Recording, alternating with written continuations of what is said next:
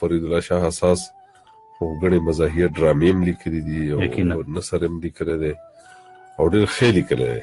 په خپل یو رنګ کې لیکلی، ډېر ولسي رنګ دی او دا رنګ چې دا د ولس سره ډېر نږدې ځکه پې خلک بیانېږي.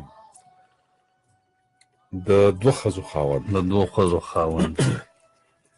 هوښیاران وایي چې ښځه د کور مالګه ده. مالګه چې په پخلي کې برابر وي نو خوند کوي. که کمه یا زیاته شي نو د پخلي خوند ورسره خراب شي. د وړمبي واده نه پس د یوې ښځې په موجودګۍ کې د کور د مالګې خوند که ډېر ښه نه وي نو ډېر بد هم نه وي. خو کله ناکله بعضې خلکو باندې د کور دا مالګه پیکه پیکه ولګي او هغوی د خپلې خولې د خوند بدلولو دپاره دویم واده وکړي. دویم واده د هغه د ژوند وړمبی او اخري داسې غلطي وي چې د بیا ټول عمر تو تو کوي خو د حلق دا ازغی نه تېرېږي. د دوه ښځو خاوند نه چا تپوس وکړو، وایي رښتیا وایه د دویم واده نه پس څومره مزو کې یې؟ هغه ورته وویل چپ شه، تپوس یې مه کوه، د پوزې نه چې مې نیسي نو ساه مې خیږي. رښتیا درته وایم دویم واده نه پس دومره تکلیف او وضعیت سره مخ یم لکه څنګه چې یو بنده خوږ ګوتې له د قصده یو کاڼی راوبغی او بیا بېواره ټوپونه وهي خو درد یې نه قلاریږي. ښځه ساتل هاتي ساتل دي. کم عقل چې د یو هاتي په موجودګۍ کې بل هاتي راولي هغه د خپله لاسه جنګ په بیه اخلي او ډېر زر هغه د اتیانو په دې جنګ کې د ونو بوټو غوندې دل شي. د دوه ښځو خاوند ته د دویم واده نه مخکې ځان ډېر هوښیار ښکاري خو دویم واده نه پس هغه ته ځان د دنیا د ټولو نه لوی احمق او بېوقوف ښکاري. د دویم واده کولو د ټولو نه غټه وجه دا ده چې د وړومبي واده نه پس وخت تېرېدو سره خاوند په کور کې دومره بې قدره شي چې په خو کې هغه ښځې ته یادېږي نه او په بدو کې یې هېرېږي نه. هغه ښځې ته صرف هغه وخت یادېږي کله چې هغه ته د پیسو ضرورت وي، هغې ته د پیسو ضرورت وي یا چېرته د هغې خپلو خپلوانو کره د ښې بدې په وخت کې د هغه موجودګي ضروري وي. صرف د مطلب په ځای کې ښځه هغه ته شات و شکره او مینه شي. ګنې نو د دې نه علاوه ښځې هر وخت هغه ته د نیمبو غوندې داسې تریو تندی نیولی وي چې هغه ستړی ستومانه د بهره کور ته راشي او د ښځې وران بوتال ته وګوري د خولۍ کونین شي او کور ته په خپلو راتلو پښیمانه شي. ډېر خاوندان دې حالاتو سره ومني، په زړه غټ کاڼي کېږدي. داسې خاوندان د ښځې په بېروخۍ باندې هره ورځ د مومو غوندې ویلې کېږي او د کومې بلا نه چې نه خلاصېږي هغې له غاړه غټۍ ورځي. خو بعضې د مینې وږي خاوندان د خپلې ښځې د بې قدرۍ او بېروخۍ په وجه د مینې په تکل کې د لاس خپې وهل شروع کړي. داسې خاوندان ډېر زر خدای د یوې بلا په موجودګۍ کې په بله بلا واړوي. هغوی په زړه کې وایي چې ګنې د اور سوی په اور رغېږي خو کیسه د هغې الټه شي او د وړمبۍ ښځې ناکړدو سطي کړي خاوند د دویمې ښځې نارواو سره سره لمبه لمبه شي او ځمکه اسمان په تنور شي. د دوو ښځو خاوند که مالي لحاظ سره ښه وي نو ښځې ورسره وخت تېروي خو که چېرته د هغه مالي حالت خرابېږي نو بیا د ده ښځې بانګونه وایي او یو خوا بل خوا تلو دپاره وزرې پرانیزي. د دوه ښځو خاوند ذهني حالت څه ډېر ټیک نه وي. همدغه وجه ده چې د دواړو ښځو نه یې ښه ډېر بچي د هغه دغه بچي دواړو میندو په تربیت کې د یو بل دښمنان دي. هغوی هر وخت یې خپلو کې هېڅ بې حسه د چرګانو غوندې په ډېران په جنګ وي. کله یو جاړي کله بل په کړیکو وي، کله یو لا قلار نه وي چې بل بابا له فریاد راوړی وي. د ډېرو بچو په دې درز غب کې هغه اکثر له دومره تنګ شي چې یو کس نیم پکې په غوسه کې راګیر کړي او ډېر په بېدردۍ سره یې لکه د پردي رباب وغږوي. د دویم واده نه پس د دوه ښځو خاوند څه مودې پورې د خپل ځان ډېر خیال ساتي. د هغه لباس، ناسته پاسته او د چال چلن پیښې ټولې د ځوانانو غوندې شي، خو د وخت تېرېدو سره د کچه رنګ غوندې د هغه دا ټول شوخ رنګونه یکدم سموده کې پیکه پیکه شي. لشه او نشه دواړه ترې داسې وځي چې د ګني د پوګ غوندې کوم ځای پختې هغه دانه وانه ځي. زمونږ په ګاونډ کې د یو ماماجي لوی لوی بچي وو، خو پته نشته چې څه وشو. هغه یوې کونډې ښځې سره دویم واده وکړو او هغه کونډې سره 5 بچي وو. 5 د هغې شو، 8 د ماماجي وو، 14 ماشومان او د هغوی 2 د اور لمبې میندې چې په کور کې مخامخ شوې. نو د کور نه به داسې میدان جنګ جوړ شو چې هر خوا به الغاو تلغاو او درز غپ و. دواړو ښځو به د کور کار له ګوتې نه وروړې. ماماجي چې به یوې ته د کار ووې، نو هغې به ورله د بلې ښځې طرف ته مخ تاو کړو. دواړه ښځې به په کور کې د مېلمنو غوندې ناستې وې او ټوله ورځ به هېڅ بې حسه د میرې د تنور غوندې د خپله تاوه غنګېدې، یو بل ته به یې سترګې وریځې وهلې، ځان سره به بڼېدې. اخر دا غنګېده، بڼېده او غورېده به یکدم په جنګ کې بدل شو. ماماجي چې به کور ته راننوتو نو په تود جنګ به راتلو، او سهار چې به تلو نو په ګرم جنګ کې به تلو. ګرم جنګ. اخر هغه ته دا معلومه شوه چې دا وړی داسې نه شړی کېږي. یو ورځ یې دواړو ښځو پسې چاړه راواخیسته وې، د شرم لاوړه تر څو به دې لړمه. پرېږده چې قصه مو صفا کړم چې دا مازغه مې په ارام شي. ماما چې د دواړو ښځو د حلالولو اراده کړې وه، خو د چم ګاونډ خلکو هغه څه په زور زیاتي څه په مینت زارۍ په یوه کمره کې بندي کړو. ماماجي دومره غوسه و چې دننه په کمره کې د ډېرې غوسې نه په چاړه باندې خپله سینه 2-3 ځایه کې داسې پرهر کړه لکه څنګه چې د چرګ روست کولو نه وړاندې د هغه په سینه باندې کټونه لګي. ماماجي بیا څو ورځې هسپتال کې و. هسپتال ته چې څوک پوښتنې له ورغلو نو ماماجي به ورته همدا وې، د باچا کونډه ښه نه ده، د بانګي چرګه ښه ده. د 2 ښځو خاوند که ځان ښه سړو کې شماري، نو هغه هرې ښځې ته د برابر حقونو ورکولو ظاهري مظاهره کوي. هغه دواړو ښځو کې هر وخت هم مساوي تقسیم کړی وي. هغه په دواړو ښځو کې وخت هم مساوي تقسیم کړی وي. یو ورځ یو ځای مېلمه وي او بله ورځ بل ځای، خو د هغه د ترجیحاتو تول سره د پارسنګه پټ په پټه د کشرې ښځې طرف ته درومي.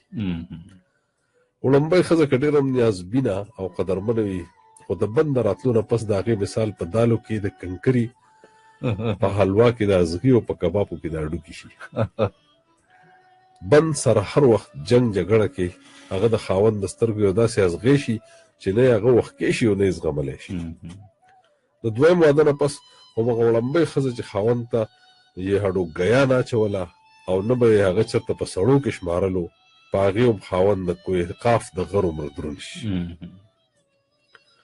همغه ښځه چې د خاوند په راتلو به یې روزانه سر تړلی او کله به یې پښتو کېدل او کله به یې په کپره تندر را پرېوتی او کله به یې زړه درک درک کول او کله به یې چې مازغو کې شنګ شونګ و، هغه هم یکدم داسې تر و تازه شي چې نه یې بیماري وي، نه یې دردونه او نه یې فریادونه. د بند په راتلو هغه هم داسې ډول سینګار شروع کړي چې ته به وایې پرون یې ډولۍ راغلې ده او نن یې 3مه ورځ ده. خاوند چې دا حال ګوري نو زړه کې وایي چې ښځې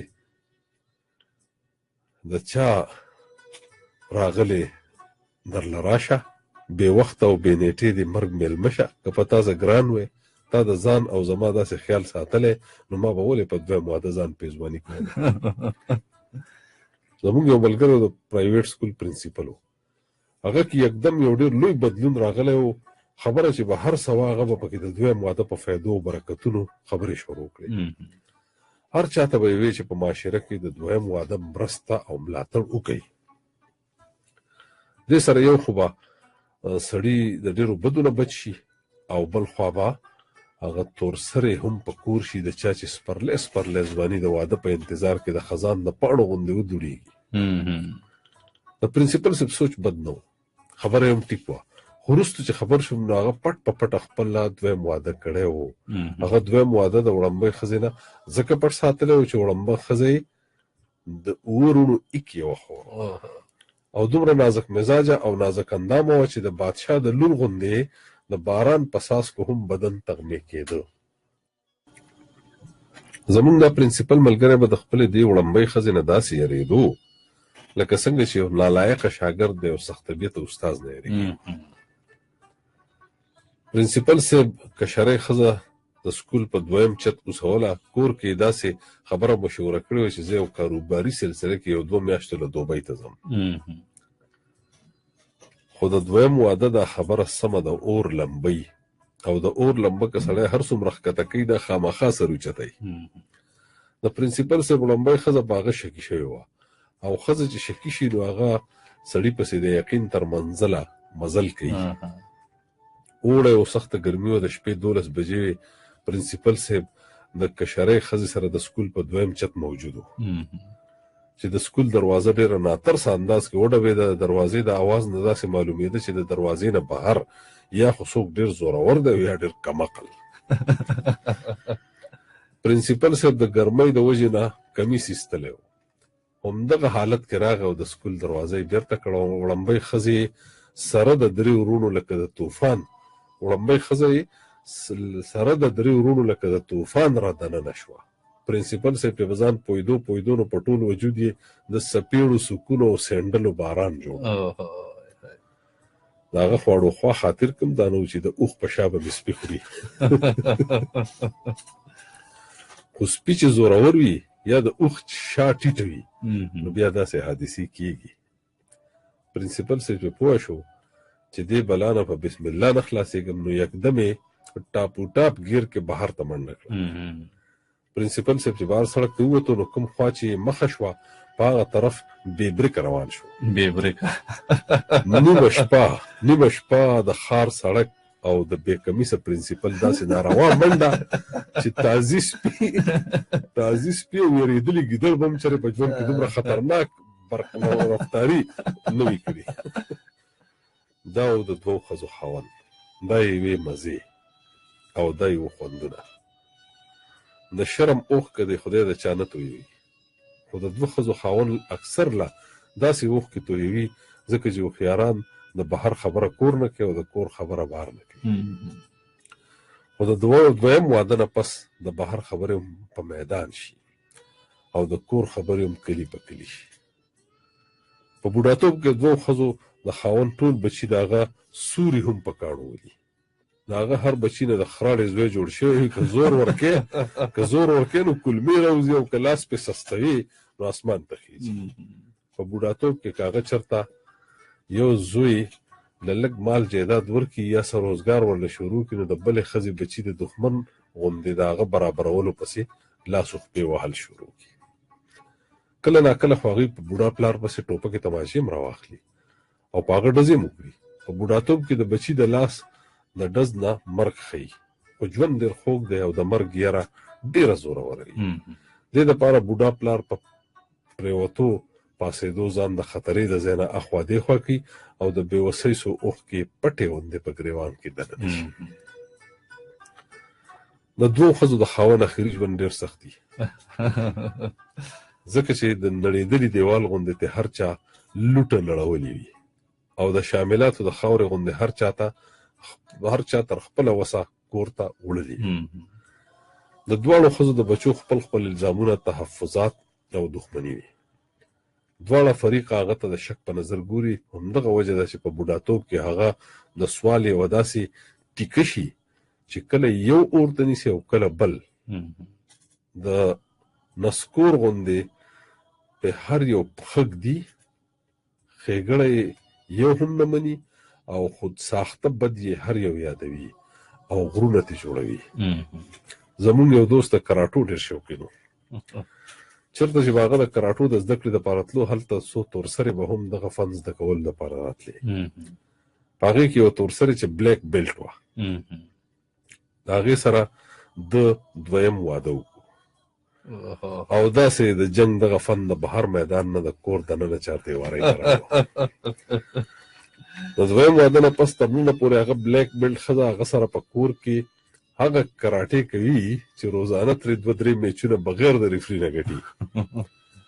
د کراټو میچ کې کمزوري لوبغاړي ته د ریفري د موجودګۍ دا یو ډېره لویه فایده چې هغه د ګټې بیلات فیصله زر وکړي او ماتې خوړونکی لوبغاړی دغسې د ډېر وهلو نه بچ شي چې ریفري نه وي نو بیا د زورور لوبغاړي خپله خوښه ده چې کمزوری لوبغاړی هر څومره وخت پورې سنډي او ولي راولي. زموږ د کراټو د دغه شوقین ملګري وړاندې که اوس څوک په هیره هم د کراټو نوم اخلي نو هغه یکدم په غوسه کې شي وایي کراټې د ځناورو لوبه ده. هېڅ بې حسه پکې خلک د یو بل خپې او لاسونه ماتوي. اقوام متحده له پکار دي چې په دې ظالمانه او جاهلانه لوبه باندې پابندي ولګوي. څوک چې دا لوبه کوي هغه دې پانسي کړي. د مرګ نه پس هم د دوو ښځو د خاوند ټول بچي د هغه په مال حال په خپلو کې مقدمې جرګې او جګړې کوي. کومه د فساد لوبه چې د هغه په ژوند شروع شوې وه هغه د هغه د مرګ نه پس هم جاري او روانه وي. کومه د فساد لوبه چې د هغه په ژوند شروع شوي هغه د هغه د مرګ نه پس هم جاري او روانه وي. د داسې کس په جنازه کې هم اکثر له جنګونه کېږي. د سوات یو کس په لاهور کې دویم واده کړی و. د مرګ نه پس د دواړو ښځو بچي په دې خبره په جنګ و چې د پنجابۍ بچو وي دا به په لاهور کې ښخ او د سواتۍ بچو وي مونږ یې سوات ته وړو. آخر د مفاداتو د جنګ غوندې دا جنګ هم پنجاب وګټلو او سواتۍ پښتون د پنجاب په ځمکه خاورو ته وسپارلی. زموږ مذهب مونږ ته د 4 ودونو اجازت راکوي. نو بیا پته نشته چې په 2 ودونو ولې دومره لوی قیامت جوړ شي. 2 ودونه دې وشي خو دا احتیاط دې پکې ضرور شي چې 2 ښځو سره واده وشي 2 ځناورو 2 کدوسرو او 2 د جهل جرړو سره نه. خو 2 ښځې موندل ډېره لویه د نصیب خبره ده ځکه چې ښځه باجوړۍ اوسپنه ده یوه هم ډېره په نصیب ګوتو له راځي.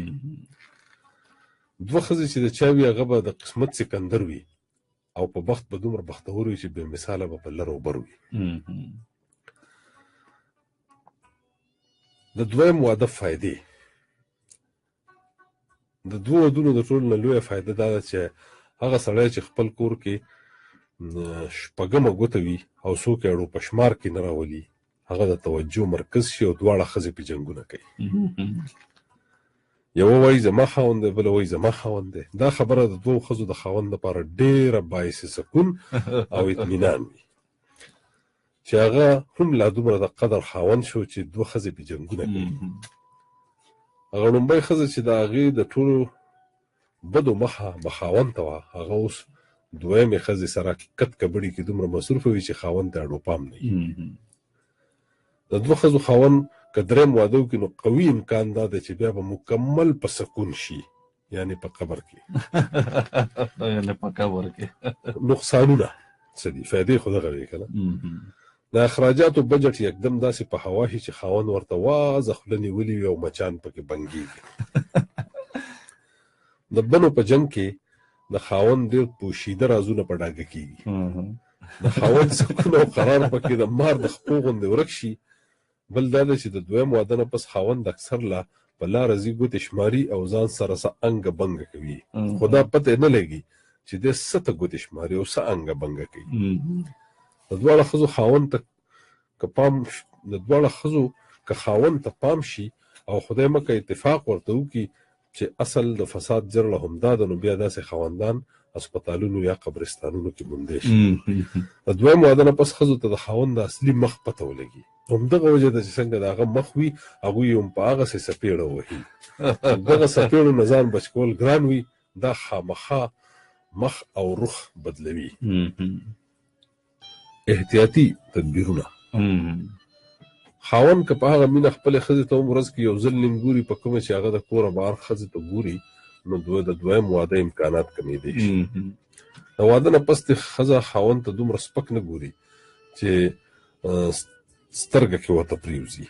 د ښځې لږې توجه سره خاوند داسې خوشحالېږي لکه څنګه چې سرې سره د پټي فصل خوشحالېږي. د 2 ښځو خاوند د کور نه په سهارا خوشحاله وي. که حالات ورته کور کې ډېر سنګین کېږي نو ښه خبره دا ده چې د کوره داسې ورک شي لکه څنګه چې د لړم سترګې ورکې شوي.